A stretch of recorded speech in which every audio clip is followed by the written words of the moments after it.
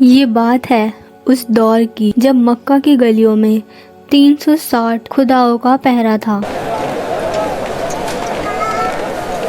ان پتھروں میں ہماری قسمت چھپی ہے۔ یہ بات ہے اس وقت کی جب انسان نے پتھروں کے سامنے سر جھکانا اپنی شان سمجھ لیا تھا، لیکن پھر ایک آواز اٹھی، ایک ایسی آواز جس نے صدیوں پرانے اس شیر کے قلعے کو ہلا کر رکھ دیا۔ مکہ کے بڑے بڑے سردار ابو جہل اور ابی بن خلف پریشان ہو گئے۔ انہوں نے پوچھا، اے محمد، ہمیں اپنے خدا کا نب تو بتاؤ، وہ سونا ہے یا چاندی یا کسی اور دھات کا بنا ہے؟ اگر تیرا خدا ہے تو ہمیں دکھتا کیوں نہیں؟ اس کے اس تکبر اور جہالت بھرے سوال کے جواب میں عرش سے وہ پیغام اترا جس نے قیامت تک کے لیے بتانے والے کو چپ کرا دیا۔ وہ پیغام ہے سورہ الاخلاص۔ اللہ احد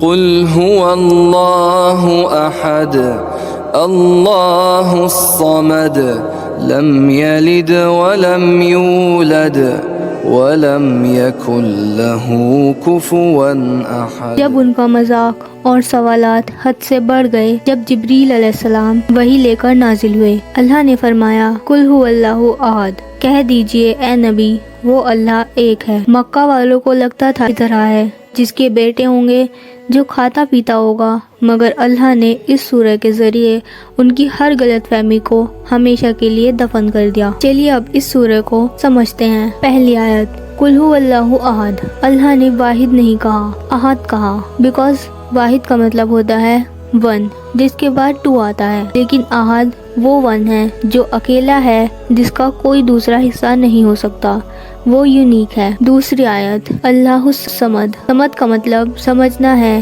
تو ان لوگوں کو دکھائیے جو در در بھٹکتے رہے۔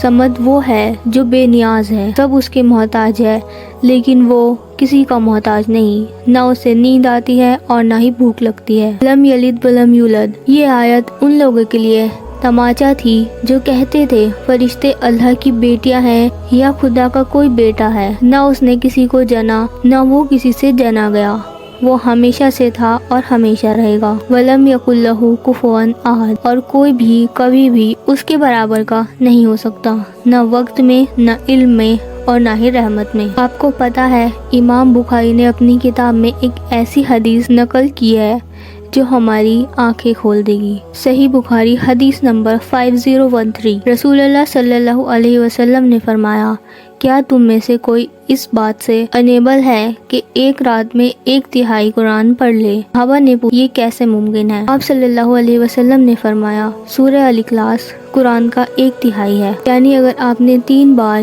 یہ چھوٹی سی سورہ پڑھ لی تو اللہ آپ کو پورے قرآن پڑھنے کا ثواب عطا فرما سکتا ہے۔